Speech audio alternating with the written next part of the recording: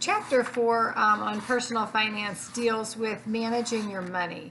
And when we get into managing the money, we're actually talking about what type of bank accounts we're going to open or savings accounts that we're going to open.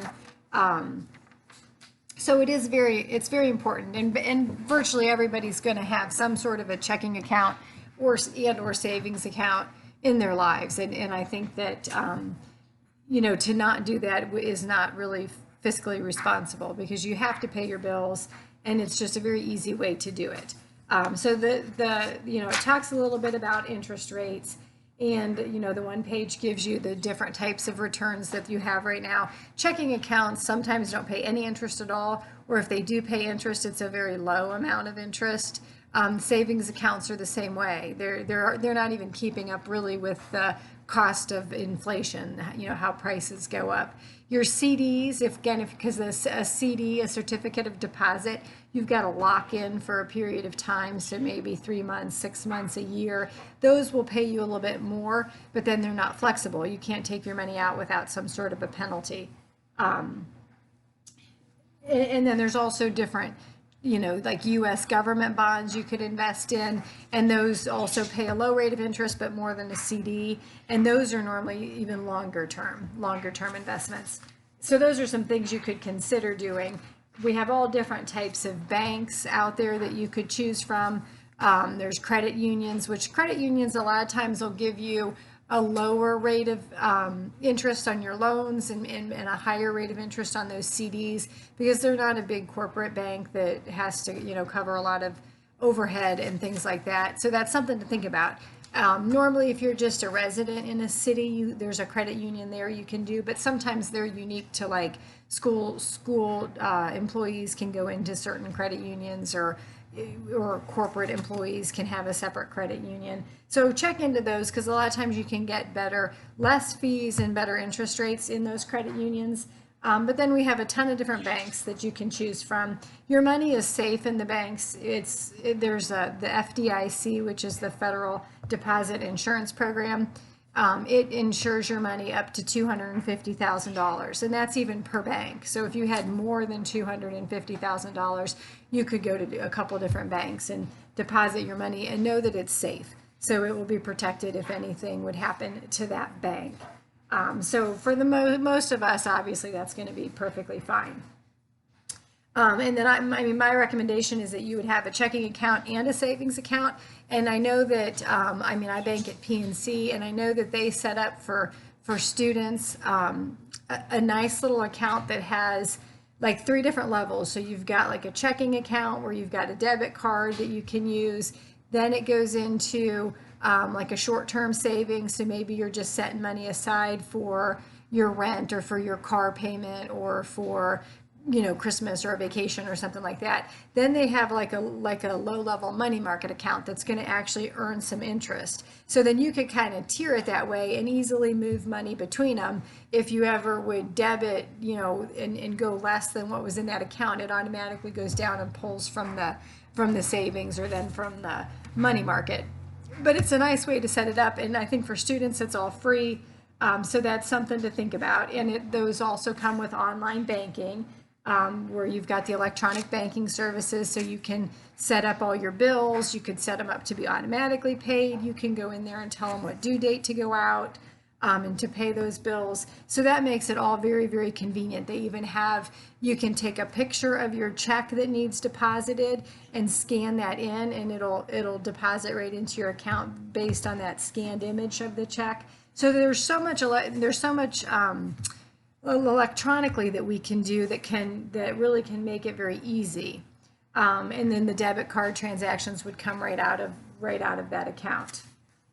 So those are all things that probably most banks are very competitive with that. I mean, I know PNC does it, but I'm sure Huntington and all the other banks are also, Key and all those other places are doing it as well. So you definitely want to shop it around, though. I would definitely try to get a free checking account, because you really shouldn't pay for that. Especially a lot of times they'll say, okay, well, you have to have either a certain dollar amount, or you have to have your paychecks directly deposited. But definitely try to shop that around, because you don't want to pay any fees. And then it also talks about overdraft. And like I was saying, the way that PNC sets it up is that as long as you have money in one of those accounts, you'll never overdraft. It'll pull over. So a lot of places, a lot of banks will set that up. If you have a checking and a savings account, you can make it automatic that it'll go into that savings if it needs the funds. Some banks will also give like a little mini loan, like a little checking line of credit, maybe up to $500 or $1,000, where if you were to write a check or pay a bill and inadvertently you've overdrafted it, it'll pull out of that account, and then it charges you interest. But that's better than paying that $30 NSF fee.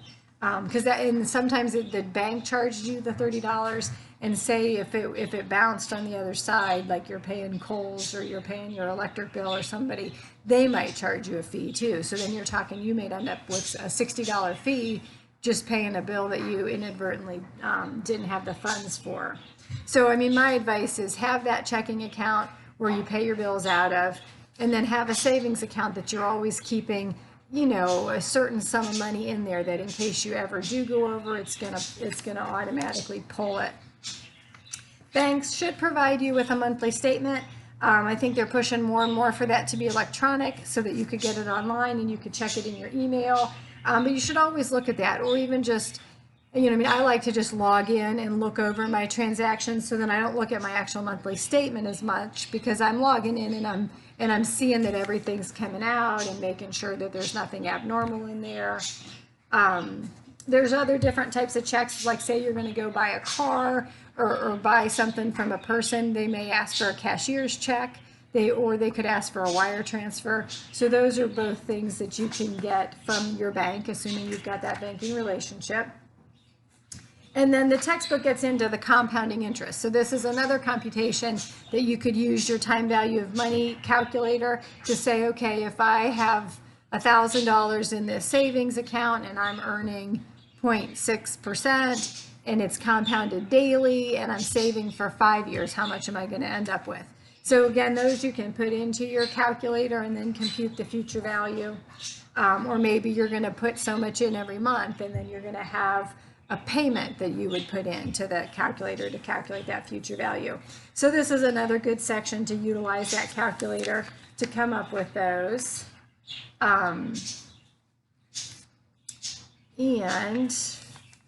I think that's mostly it. It talks about, again, the savings bonds that you could get through the government.